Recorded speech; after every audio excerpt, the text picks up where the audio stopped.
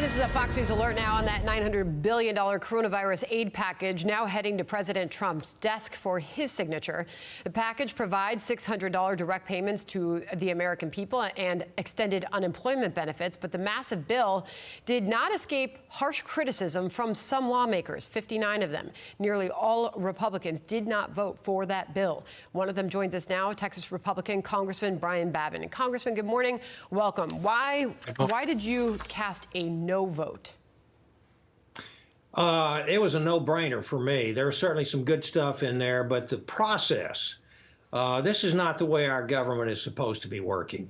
The process was a complete failure, and it is a disgrace to the American taxpayer. The bill was nearly 6,000 pages long. It's easily one of the largest bills ever passed in Congress.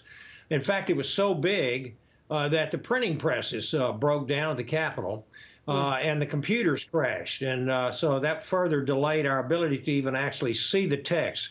And they gave us just a matter of a few hours to read 6,000 pages. No amendments were allowed, no committee work for the final product, just a handful of members and their staffs who gathered in secret to really write a $2.3 trillion bill.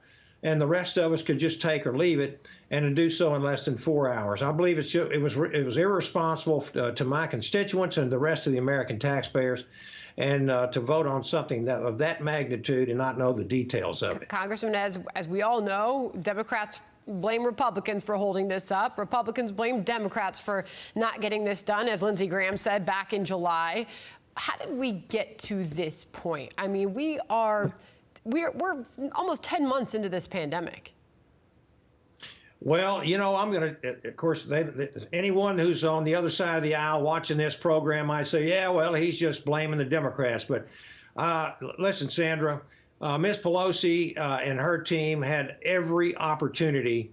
In fact, in excess of 40 times, we tried to get PPP passed and authorized, and there was $137 billion still sitting there, and we couldn't touch it because she wouldn't deal.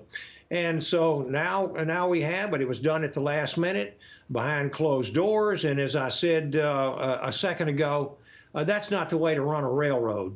And I just didn't feel like it was a responsible thing for me to do, to vote for that and vote on something that I hadn't read. You can't read 6,000 pages. You can't even read a synopsis of it, you know, in just a matter of the time that they had given us.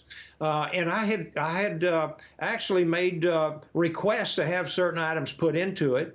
Some of them made it early on, but some of them were not. They shut the door and had a closed operation where you couldn't get any amendments into it. Congressman, as far as what's in the bill, we can do our best to show our viewers what we know so far as dollar amounts for vaccine distribution: $69 billion, $22 billion to states for testing and tracing, $7 billion for broadband access is in the bill, $45 billion for transportation and transit agencies, rental assistance. When it comes to vaccine distribution, rental assistance, obviously the $600 that's going to the American people that so badly need it. Do you agree that this will go to some degree to helping struggling Americans?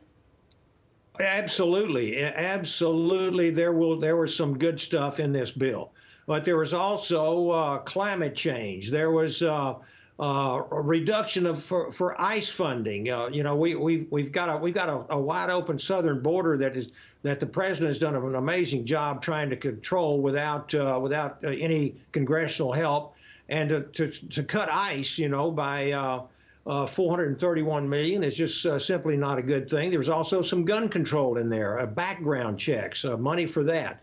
There were some things in there that were good. There were things that were bad, but the overall process of the way it was passed, the way it was done, the magnitude of it, and no time to really study it, was what made me decide to vote against it. Well, and you cast your vote no, and you are here to talk about it this morning. Congressman, we know that is headed to the president's desk. He's expected to sign it this morning. We'll be watching for that.